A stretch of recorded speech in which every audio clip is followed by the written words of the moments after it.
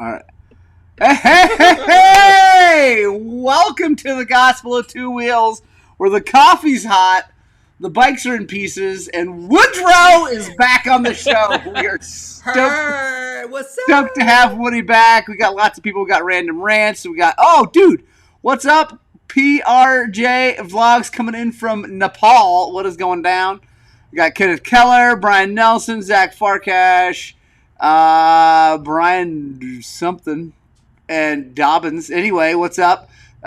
Jason Rowers, Southwest Cutting, Cub Moto. Everybody's here. So hold on. Coming in from Rent. Are you on daylight savings or something? You start an hour later from me. Am I missing? No. Dude, you're in Australia. I don't know what is wrong with what's going. No. We're daylight saving starts in March, I think, right? Is it March? I don't know. Anyway, there's my mom and dad. They're both here. Thanks, Mom and Dad. We love you. Everybody's already saying hi to you. So, anyway, this is Mr. Woodrow Von Pierce of Seattime. That's a fun name. I like that. Yeah, Seattime, coming out of Bonham, Texas. Currently the most famous human that I'm friends with, and was the MC. I think that's a lie. MC of the King of the Motos again this year. We are here to talk about King of the Motos. Brian, give us the rundown. How did it go? Well, first of all, tell us how you got into that job. I want to know because I don't actually know. Yeah, so because I have done Seattime, the podcast, for so long, when King of the Motos started kind of coming back and Jimmy Lewis was really starting to push it more in the teens, right? It started in 2012 and it's kept going. But I was like, when they built up the broadcast, I just kept reaching out to like Eric Kudla, his brother Ryan, because I knew that they knew Jimmy. Like, I want in on this, however it can happen. So the first time I actually did it was 2018. And then it kind of went back and forth for a couple of years. And now I've done it, like, this was my fourth time in a row. So 23, 24, 25, and now 26. And those past 4 years have been with Chris Johnson. I know he's a big West Coast guy. He does a lot of races out there, announcing wise and different things like that. So just like with anything when it comes to dirt bikes and seat time, I'm just persistent as shit. And until you directly tell me no, I'm probably going to just keep asking. And that's what I kept doing. So until somebody said yes or no, and that was 2018. And then again, when it 22, and there was another one, and 20 and 22, I think, is when they didn't do it. And so I was like, but when it came back, I was like, oh no, I'm in. Like, let me in. Yeah, that's awesome, man. So this year obviously was it was a good one, and all that. But give us the rundown, like give us the whole thing, because if no one's been there, kind of give us the rundown of the week, or the weekend, and then let's talk about the race and how it went. Yeah, and definitely my dog's barking in the background, so sorry, but at this point I can't get to the door, so here we are. Yeah, she's just doing her thing. So back in 2018 when I went, it was super crazy because King of the Motos was part of Hammer's week, and that was the way it always was for the longest time. And I believe it was sometime in the early 2020s when they moved it to the week previous. So that way, what they could do is the Motos could kind of have their own weekend, and then Hammers could get ready. So they start building that city. It takes them like 3 weeks to build Hammertown. And so what's happening is while Motos is going on, they're actually finishing out Hammertown. You know, vendors are starting to show up, racers are starting to show up, things like that. But we are kind of a practice for all of their broadcast team, for all their production team, to kind of like see how things are going and anything they need to fix. Sometimes that's a hiccup for Motos, and sometimes we just get to take advantage of their amazing facilities and broadcast and production team.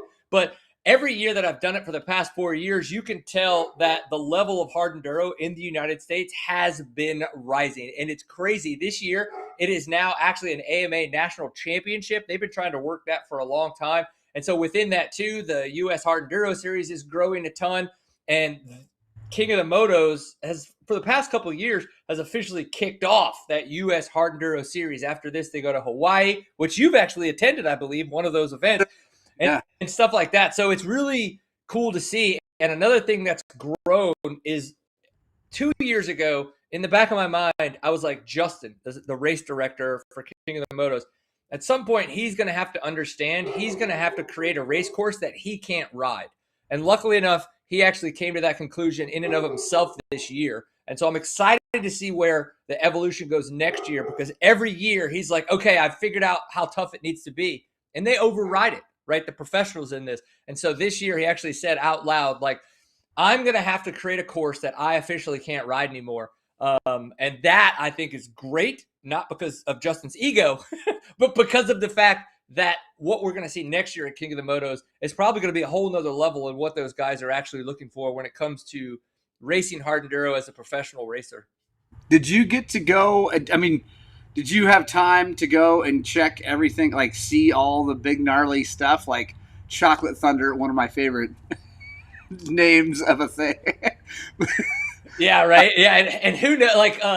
Like it's funny because there's like drop of Jack is a literal drop off that leads into Jack Hammer, right? So there's all these like crazy names, like Idle Issues is a big long climb out of Chocolate Thunder, and it's because it's so vertical. Like it literally gives vehicles idle issues because of how vertical it is, right? Like for the four wheelers. So there's like, but Chocolate Thunder, you're like, I don't understand that at all. Like, what is that? But yeah, so what happens is typically we're out there on Friday and we go to a couple different spots around there. So we went to Backdoor, we went to Chocolate Thunder, we went to Idle Issues, and then we also did the finish line there, which is in between Idle Issues and Chocolate Thunder. And we kind of filmed some pre-show stuff. So that way what we can do is talk with Justin a little bit there with one or two cameramen to create pieces and parts for the show. So those kind of get spliced in, during the live show. So that's kind of a chance for us to go see some other stuff. There are times when we can go. The problem with that is we are kind of coming in without a vehicle or a way to get really far out. And that's the hard part. So it's like, again, because production and things like that are setting a lot of stuff up, if we were to disappear for 2 hours with the vehicle that they might let us use, it's like, but what are we also like getting in the way of or anything like that? So I want to go further. I wish I could get out there on Thursday very specifically for that reason. But then again, it's just more time and money, not just on me, but on them to pay me for my time. So I get it. Right on. And then when you're announcing, because I watched some of the live on YouTube, is it like Supercross, like you're in a box with a screen of the stuff that we're seeing? Like, is it so? I mean, where were you standing when you're announcing that? Did you have access to some of the drone shots and some of the shots of the guys up close? Yeah, so the last year and this year, we've had a different setup. We had what we call the duck blind many years before that, which was this kind of like they have a big stage where they do all the trophy presentations and stuff like that. And so we call it the duck blind. And so we had exactly what you just described. 2 years ago, or last year and this year, and what they've evolved to is what they want to call a little bit more of a podcast setup. So that way they can have guests come in. It's got a little bit more, polish to it, kind of a thing. So there's like a spot for just Chris and I to sit across from each other, talk to each other. There's cameras on us if they need to cut to us. Most of the time they don't do that. But we also have screens and monitors there on the desk. So we're seeing exactly what's going out. So we're trying to talk very specifically to what everybody is seeing. The one thing that I don't like that we've tried to solve for is we don't have great on-course information, right? And so this year, though, when I was watching the U.S. Hard Enduro King of the Motos recap, I could tell from the footage that everybody was talking to each other on the U.S. Hard Enduro side. So I texted Justin, so they knew where people were at, right? Because I could tell Max was like, oh yeah, here's Tristan. He just got in front of so-and-so as he's jumping in front of him on course. I was like, obviously he's being told that by somebody. We need that information at the booth. That'll only help us sound less lost, to be completely honest. Because when we're just going off a yellow brick, the tracking, it's GPS based, it's satellite, it's this, that, the other. Riders go in and out, and sometimes it's really hard to just call a race well when you don't have that. So the fingers crossed, I told Justin, he said, we're going to have somebody, you're going to be cued into that next year. So fingers crossed we get that, because it helps evolve that a little bit to be better. Yeah, I can imagine having it obviously costs lots of money, and the tech behind having it like up to date like all the time would be tough, right? Like to have that actually rocking and rolling, but definitely would be cool to have it more like watching Supercross, you guys are seeing it all live and can call it out as it's happening. But also, it's a Yeah, 4 or 5 hour event, which is kind of tough to keep up with. And yeah. I haven't. There's times where like Pam and Miles will come in because of the fact that like we just need a pee break. Like we'll go have gone for like an hour, hour and a half. Somebody needs to go get a drink of water because their water's out. They need to go pee. They need to get lunch, whatever that is. Miles or Pam will come in, say they'll take my place. I'll go off and do that. Come back 20 minutes later. Then they'll jump over and take Chris's place. They'll do that, and then we'll kind of go in and out. And I think we did like 3 or 4 hours. Maybe it was 5 hours on Saturday. I don't remember. I don't remember.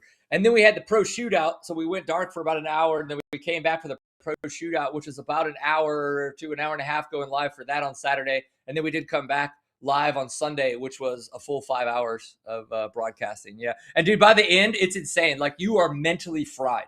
It's, it's crazy.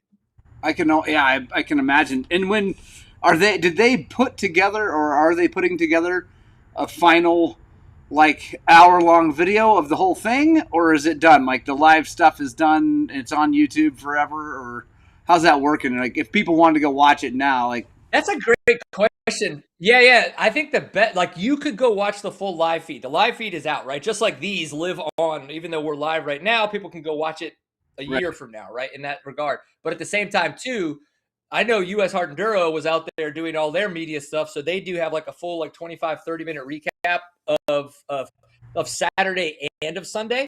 So if you wanted to go watch those, you could do that. Now, does King of Hammer do that? My assumption is no, because they focus on hammers. Yeah. And so you know what I mean? Like, I don't know if King of the Hammers puts out an official, like recap of motos. And it's funny. King of the Hammers is actually, now that we go back to the naming thing, I can't remember the other one, but there's Jackhammers, right? The Jackhammer we were talking about. There's another one that's right off of it when they come and split off, and it's another hammer name. And that's where the event officially started.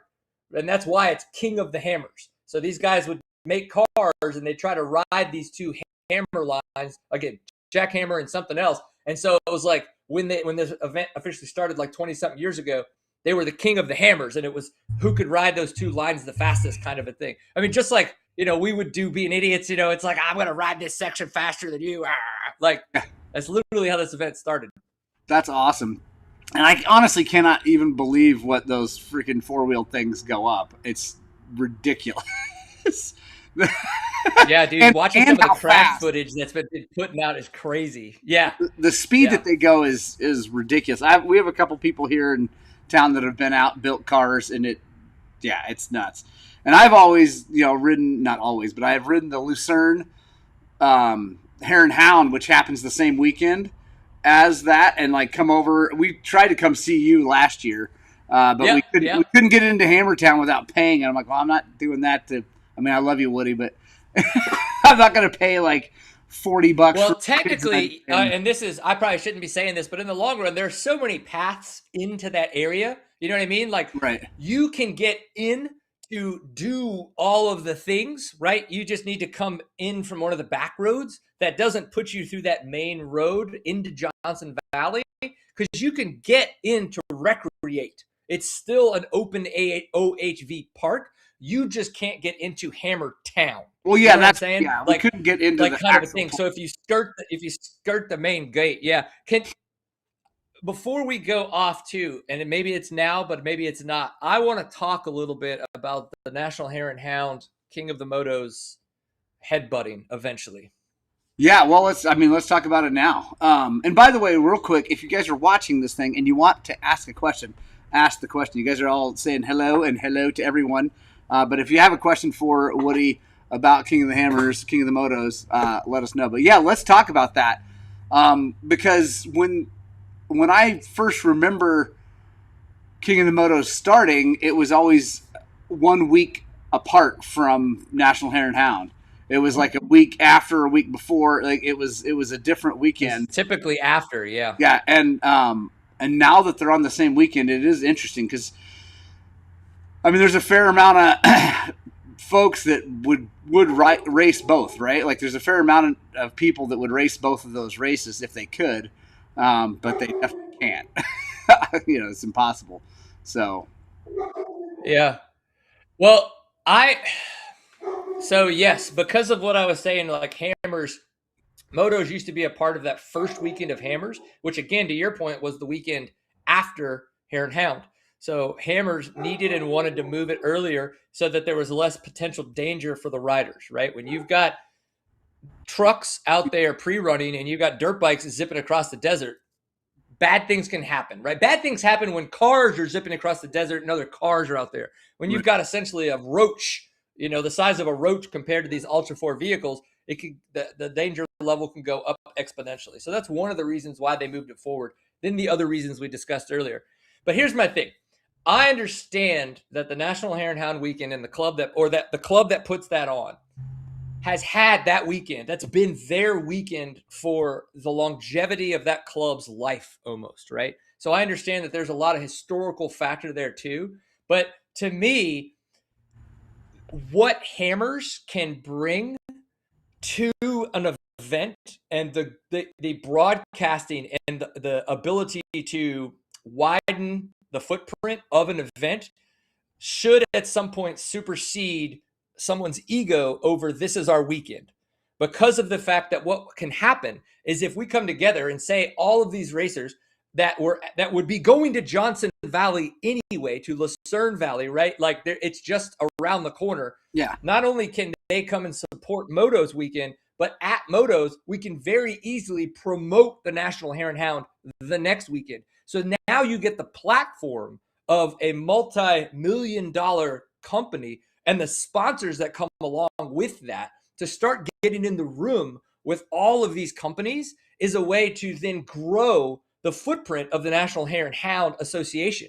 And to me, it's every time somebody has messaged me in the past when I bring this up, it's just like, but it's been our weekend. And I'm like, that is a shitty excuse. And you're not going to win me over because you have a swinging dick competition of this has always been our weekend. Because I want to think bigger than that. I want to think about growth of the sport. I want to think about how we bring in non-endemic sponsors, which would be four-wheel sponsors into a two-wheeled sport that can then grow both of these things, right? And that's why it's so important for the U.S. Hard Enduro Series to be a part of King of the Motos and why they stay with it. When I interviewed Matt Musgrove, he was like, dude, we have the Detroit OEMs at our event. They are watching King of the Motos. That means that, yes, that doesn't mean that they're going to write us a check, but we now have a different opportunity because of that, because we're in a room that they are in if we were never to even show up at that event. right. Well, so here's my question. So you're talking about having the Hare and Hound afterwards, but then that would put it on the same weekend as the actual Hammers race, right? So would that might be weird because now they're, especially if you're a King of the Hammers sponsor or whatever, now you're competing against those two things. So then it'd have to be No, because like Hammers is technically 3 weeks long, right? It starts with motos. Like people can come in with motos, and then if they even wanted to, they could stay. It's just like that week window between motos and Hammers is when a lot of people are coming in and setting up all the Hammers people, right? And then they have 2 weekends that go from there. So it's 3 weekends long, 2 full weeks. What I'm saying about the sponsorship opportunities is the fact of twofold. One, we now get to be in a room with people we maybe have never been in a room before with, so we can start to have conversations. And how many Monster Energy events go on at the exact same weekend, right? A lot of them. So if we're using a King of the Motos weekend to promote the next weekend across the valley, we are now able to talk to all of the moto people that have come to Johnson Valley or that care about that area to potentially either come race a Hare and Hound the next weekend or to potentially at least come out and spectate. And then again, like just because a Monster Energy does sponsor, say Hammers and a National Hare and Hound, that doesn't matter that they're on the same weekend, right? They do Monster Energy Supercross, but they also will have some surf event that's happening that same weekend somewhere else around the world, right? They're big enough that doesn't matter. Right. And then I think there's probably a lot of the fact that there's a whole bunch of those two groups that don't like the other kind of racing, right? That, Which I know that that's doesn't make who sense. cares? Right? That's an Yeah, ego thing. Again, that's completely a yeah, swinging dick ego problem. And yeah, somebody that's old school mentality of not understanding how to get out of your own way. right. And then the only other thing I'm thinking is if you put it after where it is, if it then it probably a lot of times is going to go into February, which would screw up the whole like every month schedule. Which again, like that's another thing, right? Like, yeah, I mean it doesn't Yeah, make. no, I didn't. It Yeah, seems like the whole thing the should move. concept seems simple, but simple doesn't mean easy. They're I obvious. think the It's whole not thing, as it isn't as easy as just swapping weekends. right? But it's the fact that the conversation gets shot down because this has always been our weekend proves ignorance towards even the concept of thinking bigger than they have for the amount of time that it's existed. Right.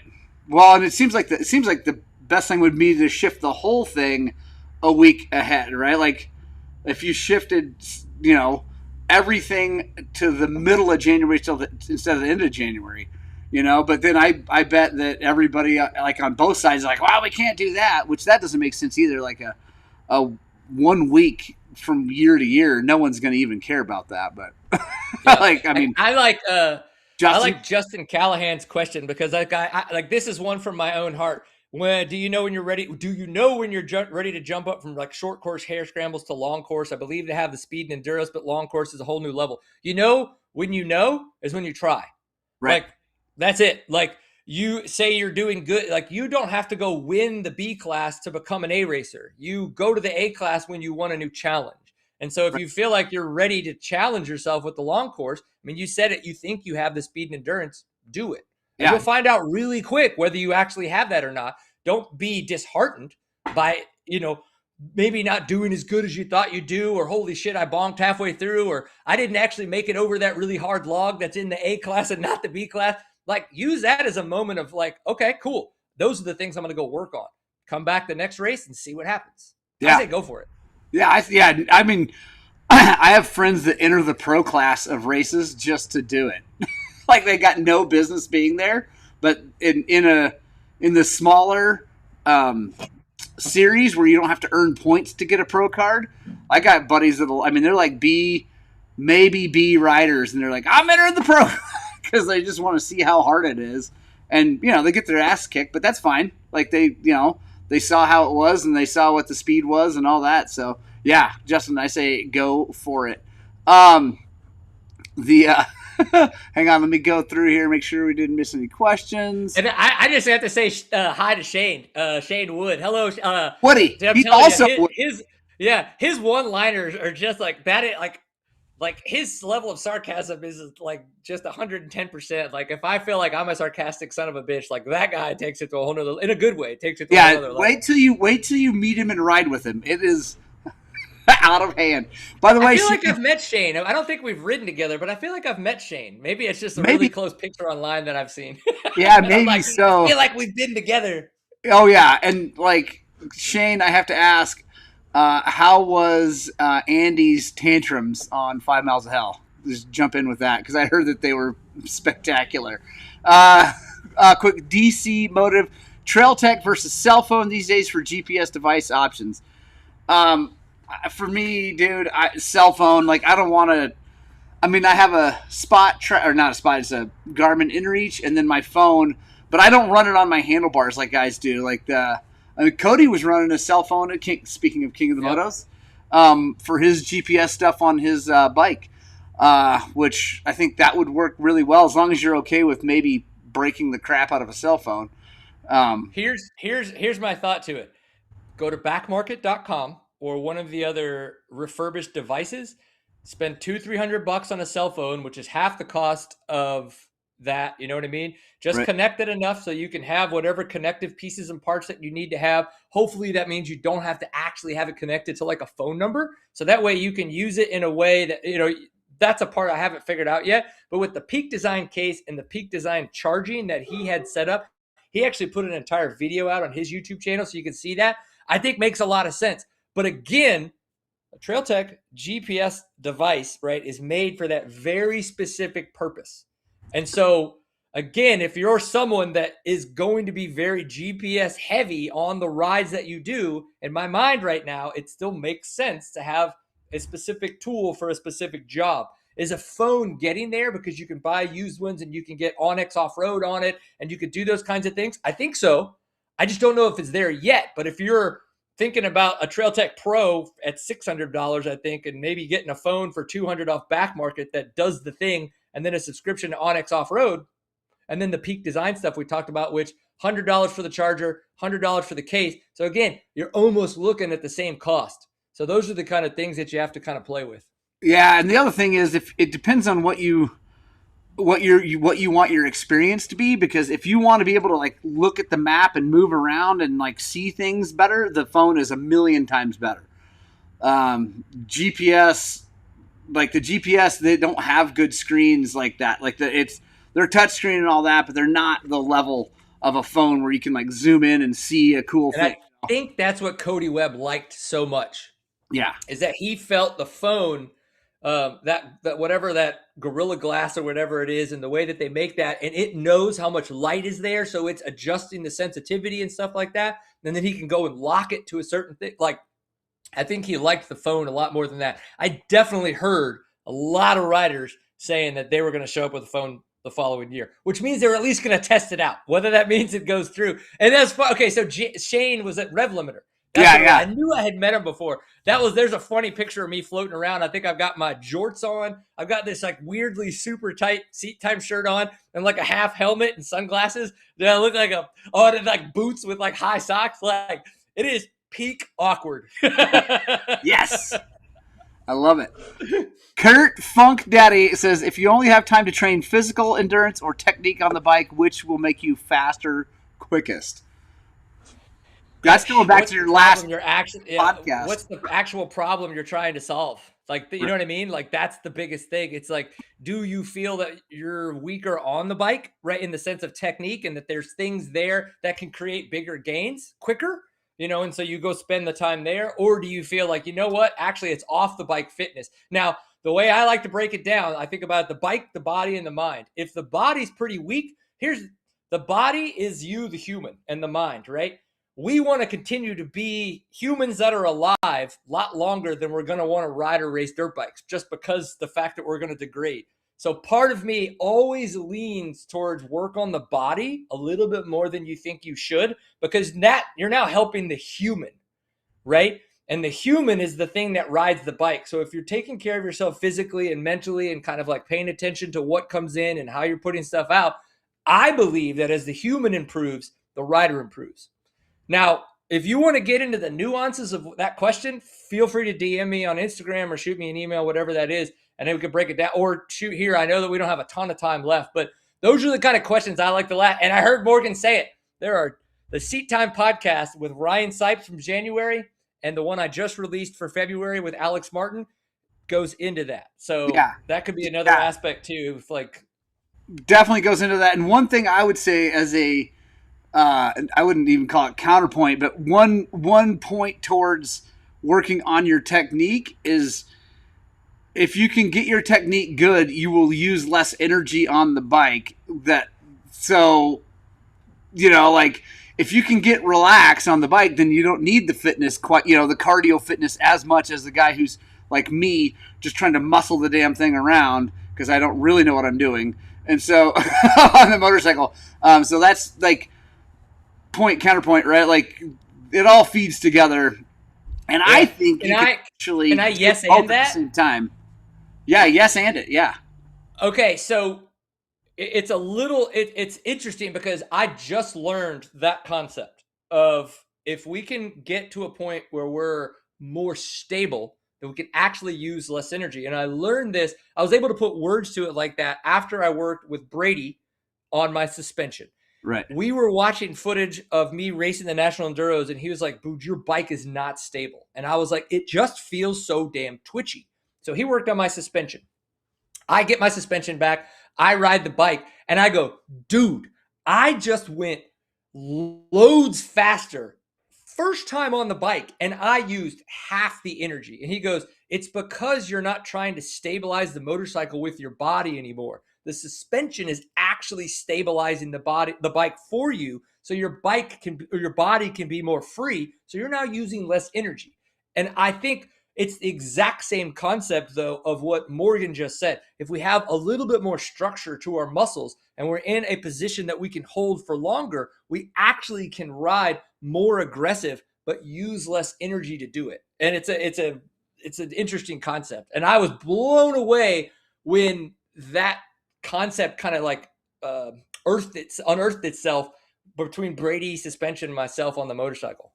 Yeah, because I've like arm pump is something that we all deal with if we race, and I mean even Tomac and those guys talk about it, right? So one thing that helps with that, I mean, you can talk about all the supplements and blah blah blah, all these whatever, right? One thing that helps with that is riding with your core and using your hands less on the handlebars, right? And so if you can work on that technique, on that balance, on that stuff, then you'll get less arm. Therefore, you'll go faster for longer. And anyway, all that craziness, right? So it's super duper tied together.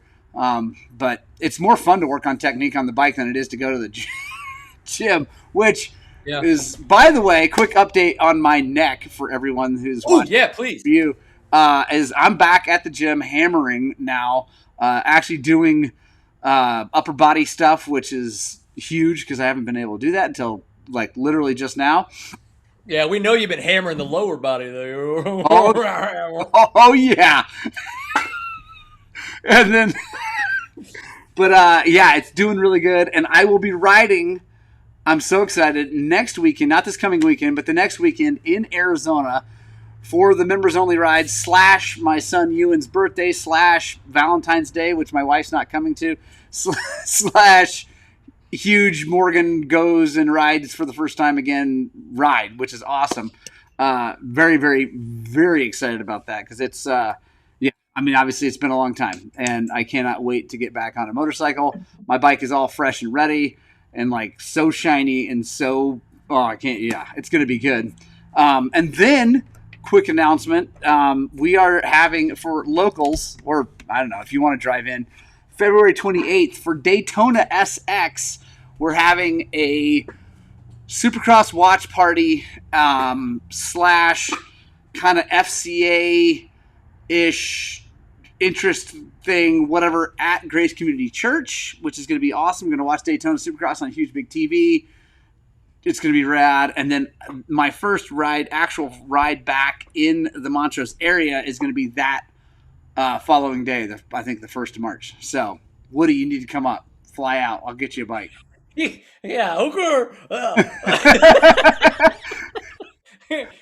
I spent all last year driving across the country. I need to be in town this year as much as I can be. But if Shady Borough happens, I want to try to make that. And then Grayson, Gray Rise Enduro, off of Instagram and TikTok, him and I were chatting yesterday, and he's trying to get me to come up from San Isabel. You've also for many years tried to get me to come up for San Isabel. So that's like in August. So again, like the kids have got summer schools. I've got work to do, which I'll get here. I'll have to leave here in a little bit to start that. Like, you have no idea how much I wish Seattime was my full-time gig and I would be able to drive across the country with my family and ride dirt bikes, but it is not. Yeah, fair enough. Yeah, no, San Isabel is epic, like epic. We're not going to be able to do it because of the rest of the race schedule with the kids, but we're definitely doing Shady Borough. That's happening, and I'm amped about that. So, are you going to make it for the National Enduro? It's in Oklahoma City. Yeah. In the boys are. I'm not racing, but the boys are racing. That's actually sick. That is the day after my son graduates from welding school. So we're pinning it out there. Going to pick him up in Tulsa, and we're going racing. I think we got like a week or two before registration. Yeah. So if everything goes to plan, I'll be picking up a Fantic here in East Texas on Saturday, and I'll be riding that for like 6 months, trying to just create some content on that motorcycle. Obviously rewatching all of your videos, but the hope would be that I'm comfortable enough to go race the National Enduros, but I'll have to remove the mindset of last year, which was how performant can I be? Now it's like I need to ride and have fun. You know what I mean? Because I'll beat myself up if I try to like relive any kind of a placement from last year because I'm just not there. I haven't even ridden a dirt bike since early December. So yeah, I hear you. All right, we better go. I got to get after it. Woody, thank you so much for being here. I appreciate it. Guys, make sure you go check out Seattime on YouTube and Instagram and Facebook. And are you on TikTok too? Are you there? dude, social media whore. Okay, Yeah, there he is. Just look up Seattime. I'm literally before we got on, I'm working on notes for my next reel. Like that's how bad it's gotten. Like I actually write down notes and stuff now and like plan these things out. Like so. Nice, sweet. Ridiculous. Well, I appreciate it. Thank you so much, guys. Punk Rock Club, you know you're my favorite. You guys are rad. I hope everyone has a wonderful day. And, we will talk to you all soon. And as always, I desperately hope that what we're doing here at Highland Cycles is inspiring you guys to work on, but more importantly, get out and ride your dirt bikes!